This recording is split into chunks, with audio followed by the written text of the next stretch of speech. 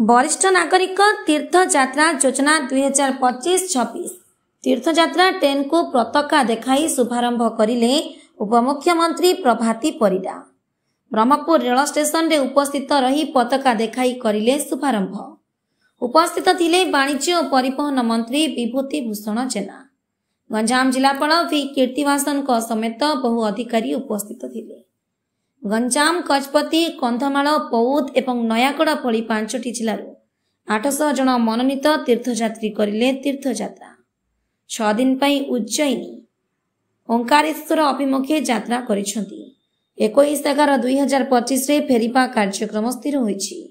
हमर आज सौभाग्य कि सेप्टेम्बर मासरे railway station Brahmapur railway station आमे वाराणसी अयोध्या अभिमुखे तीर्थयात्री वरिष्ठ तीर्थयात्री मानक एटी पठेइथिलु। आज आमे एठू पुणी उज्जयिनी और ओंकारेश्वर ज्योतिर्लिंग दर्शन पाई एठू पुणी वरिष्ठ नागरिक माने गले जो माने संख्या 600 अच्छी से स्कॉट माने भी अछंती, टूर गाइड भी अछंती, चिकित्सा सुविधा हवा पाई अछंती और जो माने टिके वयोवृद्ध तांका सहित तांकर सहयोगी माने भी अछंती। महाप्रभु जगन्नाथ समस्त को आशीर्वाद करंतु। मां तारा तारिणी को कृपा रहू। समस्ते भलरे जाई दर्शन करी आसंतु। प्रधानमंत्री देखो अपना देश निज देश बुली देखिवा पाई जो आह्वान अच्छी आम राज्यर मुख्यमंत्री मोहन चरण माझी जो निर्देश से आधार रे ओडिशा रे ए वर्ष 8000 तीर्थयात्री विभिन्न तीर्थस्थल को जिवे। समस्ते सुरक्षित जाई सुरक्षित आसिबे ये महाप्रभु को पाखे मु ही प्रार्थना करूँ।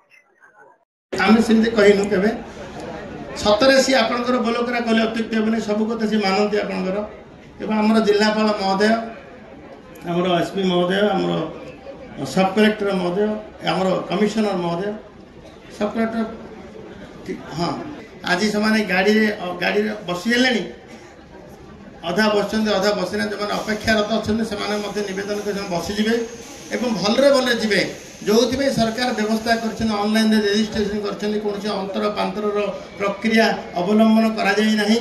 एठी जो भाया पारामीटर थिला कि जॉब कार्ड थी रेशन कार्ड थी अपेक्षा थी ए समाज रे सुजोग पाई नथिबो सी बाहर को जीवाई आर्थिक व्यवस्थार व्यवस्था है नथिबो विभिन्न कथा को आखि आगे रखिकी एठी ऑनलाइन रे सरकार ताकू नहीं बाछी बाछिकी 8 जन को नेबे से भितर 25 जन एस्कोर्ट रे जिबे आउ 775 आमर वरिष्ठ नागरिक माने जिबे। मु समस्त को आपण मान तरफ समस्त को निश्चित भाव प्रभु के पाखे प्रार्थना करी प्रभु एमान को नियंतु एवं दर्शन सरला पर आशीर्वाद दियंतु। आम समस्त में आशीर्वाद निश्चित भलरे फेरतु एतिक मोर कामना कर बाणी विराम दउछि। लोकेशन देखिबे एवं महाप्रभु को मध्य सेठी दर्शन करिवे। ये टीम संगे संगे हमर मेडिकल टीम्स आम गाइड एवं सिक्योरिटी टीम्स मध्य आईआरसीटीसी तरफ आयोजन करा जायछि। एंटायर ट्रिप जोटा आज आरंभ होछि 17 तारीख रु 22 तारीख भितर ए समस्त जायकि फेरिबे एटी ब्रह्मपुर को। आज शुभारंभ करने अवसर आज उत्सव आम गल अच्छा राज्यर लोकप्रिय उपमुख्यमंत्री प्रभाती परिडा महोदय सर्वोपरि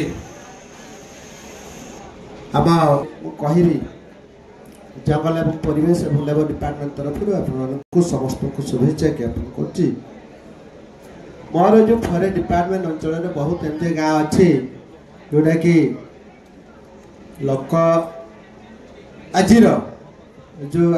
जो उद्देश्य हो वरिष्ठ नागरिक मान विभिन्न अंचल विषय जानिबा एवं पर्यटन स्थली आरंभ कर विभिन्न अंचल देखा सुजोग देइछन्ति। सेथिपई पर्यटन विभाग tourism department bureau report IJB news.